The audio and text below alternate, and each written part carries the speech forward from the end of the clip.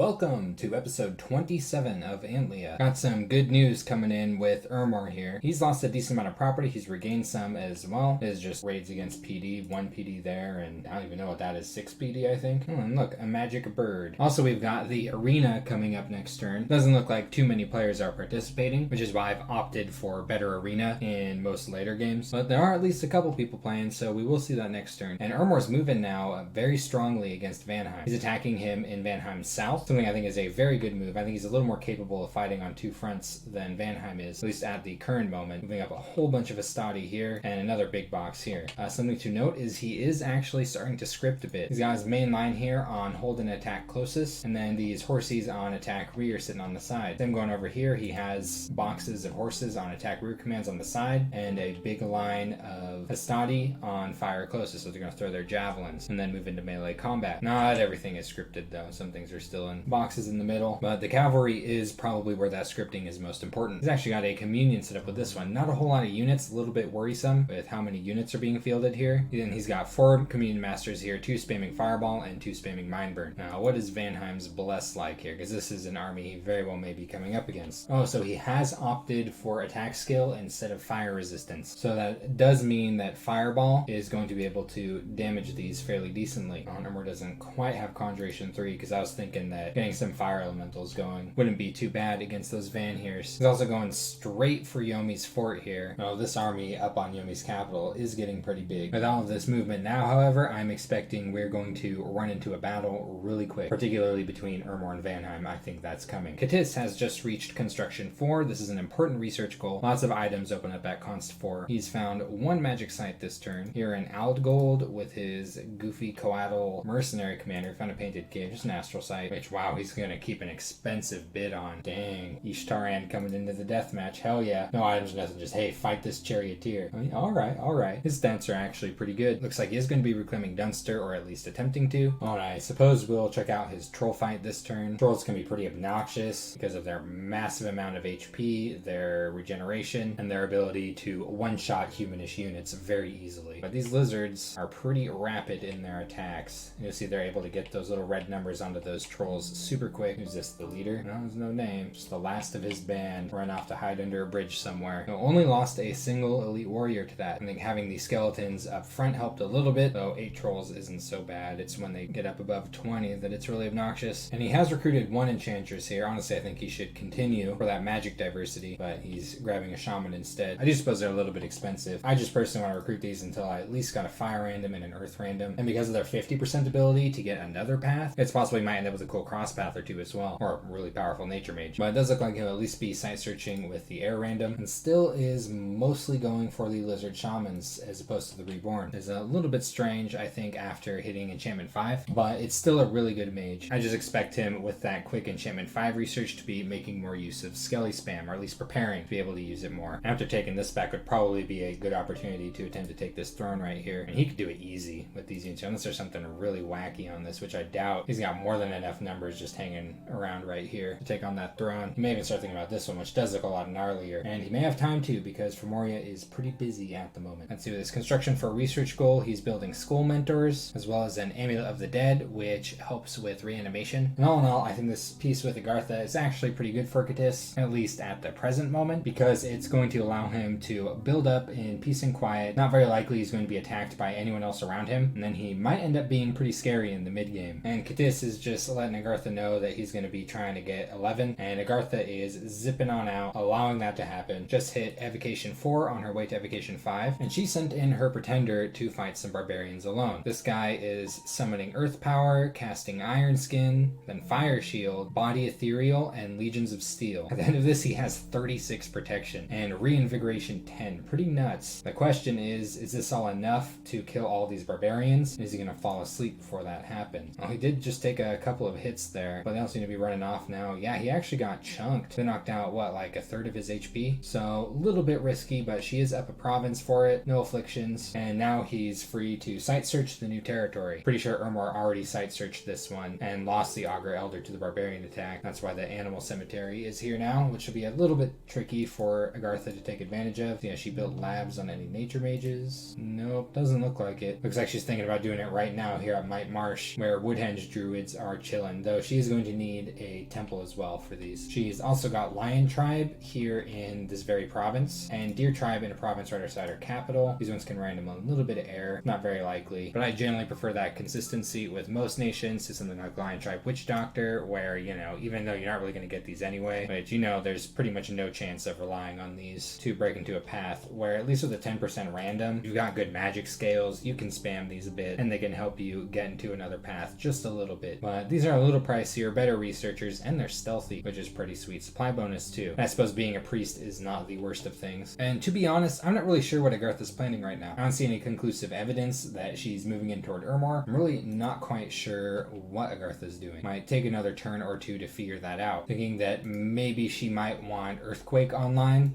before starting a war. Liquid Flames of Ruax. I mean, this is actually a super powerful attack. Look at this. Area of Effect 6, 10 fire damage with lingering fatigue damage. And that's just what splashes around a 24 plus damage AoE 1 fire attack. It just requires, you know, really specific cross path. One that's not enormously easy for her to get. I mean, she's recruiting the mage for it, so maybe she's thinking about it. This one's about a 50% chance of getting F2, which will make it pretty easy to cast Flames of Ruax with Phoenix power. A little bit harder with the Earth randoms, but she's also getting those Fire 1 with the Earth Crosspath mages from her Earth readers. She actually already has some, you know, doing things like forging boosters to get these to cast Flames of Ruax gets pretty expensive pretty quick. It still suddenly turned this mage into something kind of scary though. Who's holding a Skull of Fire or something. She could build those. She does have the Crosspaths on her Pretender, and yeah, she's got a few of these Fire randoms sitting around. Definitely curious to see here if Agartha is going to move on Urmor, or maybe she's thinking about these thrones. I do think she's going to come ping this one with an Earth Mage, which might mean that she'll see that Oceania is roaming around with this province. Oh, this one's got a bunch of vampires on it. Gross. Fomoria is being attacked by Xibalba in the Kasayan Forest. Kakian. Kachin. There's just a few monkeys. They're gonna get rolled by these flying jaguars. I just like watching them. Look at that badass. Otherwise, not a whole lot to comment on with Fomoria's turn. He's leaning hard into that Evocation 5 research goal, which is gonna land him Storm, making his air mages a whole lot scarier. And then he's running right down Enchantment 5. Almost certain he's looking at Horde of Skeletons here. But even just with Storm online, I mean, you just see the amount of air mages he's got here. All of these mages are going to become cannons. And I imagine he'll be much more eager to get into another big fight with Xibalba. Oh dang, he's going to reach Evocation 5 this very next turn. And he will have a decent amount of units set up here when he does. This is just a scout right here.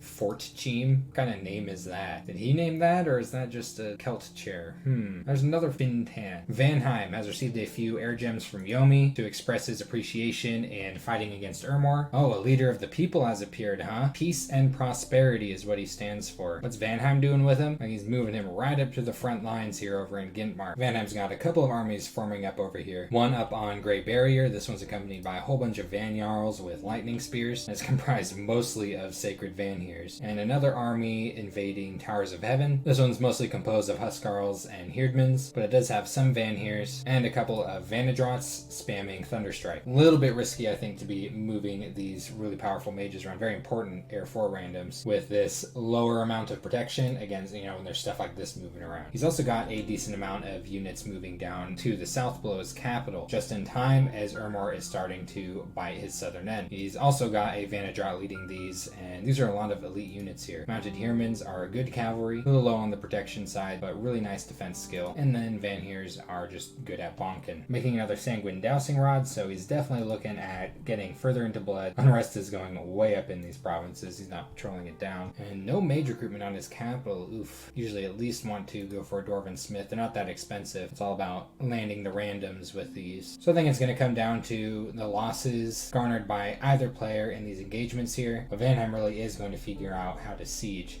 He just does not have the numbers for sieging at the moment. Yomi has also hit construction 4 this turn, though I don't see him building anything at the moment that requires construction 4. He's mostly just trying to pin down this army here with his own, though he is going to miss it this turn because these units are moving on to Latian. With how things are looking here, there might be a chance that Yomi's actually going to regain all of his territory. He just has to figure out how to chew up this army right here and deal with this one that's moving in. And honestly, at that point, I think Urmor might have to focus on Vanheim. I'm not really sure if Ermor can afford to commit anything more than these two armies right here. So Yomi might come out okay from this. He may even come out a little bit bigger depending on how the war goes. You just got to figure out how to remove this army here. And he does have quite a lot of units moving around. There's a lot of goblins right here, as well as some Oni Shugos scripted to Thug, and of course a big Dione walking around wearing a magic helmet with his little pack of Heat Aura lions. But since Ermor is moving on to Latian, I'm imagining that these armies are most certainly going to collide pretty soon. Though I do suppose it's possible that Ermor will just kind of spill out the bottom into Vanheim's territory. It would be funny. I imagine Vanheim would not expect to be attacked by Ermor from this side. And Xibalba has received a few Earth Gems from Yomi, which I think is very welcome for him because that's what he's using to summon his Sacred Scorpions. And this is pretty big for Xibalba. Yomi is saying that if he can push Ermor back, that he's going to come help him fight Femoria. So that could be a huge help to Xibalba because honestly it's looking really shaky for him. Xibalba just hit Construction 2. I don't see him putting that to work,